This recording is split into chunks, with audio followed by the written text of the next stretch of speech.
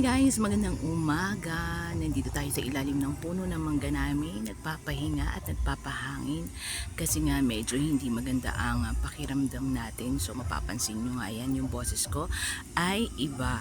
Ayan.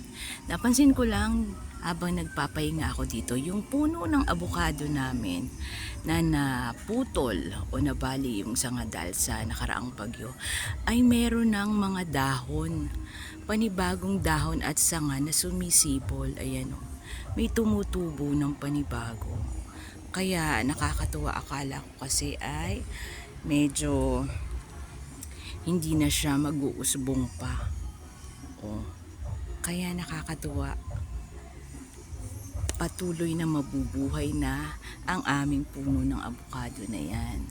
Ang laki-laki na niyan kasi dati. Biglang naputol dahil sa lakas ng hangin ng nakaraang bagyo. Pero eto siya. Meron na ng panibagong tubong mga dahon at sanga. Yehey! Thank you Lord, at mabubuhay na muli ang aming puno ng abukado na magbibigay lilom uli at syempre blessing na. So, ay ano ba yun? Mayroong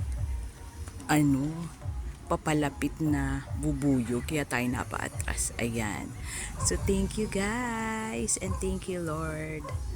At nabuhay uli at may panibagong sanga ang aming puno ng avocado. Bye bye.